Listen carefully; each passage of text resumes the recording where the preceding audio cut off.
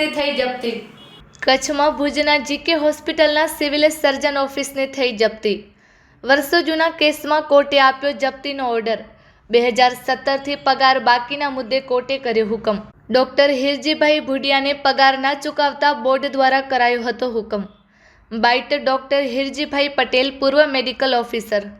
હું ડોક્ટર હિરજી પટેલ આ જકે general hospital ભુજમાં 1981 થી કાર્યરત હતો અને પછી 87માં થી 90 સુધી મેં સરકાર પાસેથી વધુ અભ્યાસ સાથે રજાઓ માંગેલ।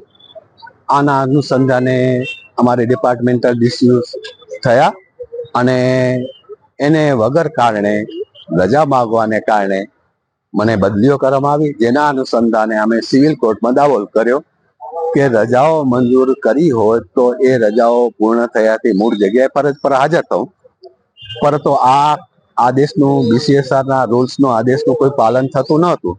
એથી સિવિલ કોર્ટમાં અમારે અપીલ કરવી પડી।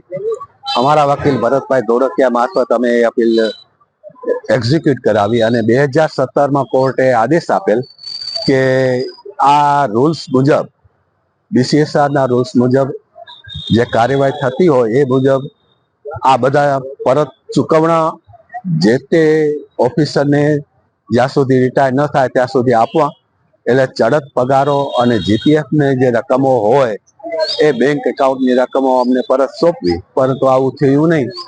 એટલે 2024ની અંદર કોર્ટે એને એક્ઝિક્યુશન ડિક્રી આપી કે જો આ ચૂકવણું ન થાય તો સિવિલ સર્જનની ઓફિસ કાંચમાં લેવી। એટલે ગયા વર્ષે અમે એ કાર્યવાહી કરેલી અને ત્યારે સેક્રેટરીએટ તરફથી એવી મંજૂરી આપવામાં આવી કે અમે 15 દિવસમાં કાર્યવાહી પૂર્ણ કરશું, પણ કોઈ કાર્યવાહી થઈ નહીં। એટલે આ વખતે કોર્ટે સખત શિક્ષાત્મક પગલા તરીકે અત્યારે જપ્તીની કાર્યવાહીનો આદેશ આપેલો છે।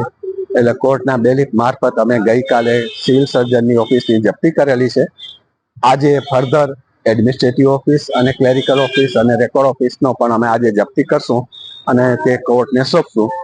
આગળ એ કોર્ટ દ્વારા બધો નિકાલ થશે કે એનું શું કરવું, અને જ્યાં સુધી કોર્ટને બધું પેમેન્ટ ન કરવામાં આવે અને કોર્ટ થકી અમને પેમેન્ટ ન મળે ત્યાં સુધી આ કાર્યવાહી ચાલુ રહેશે।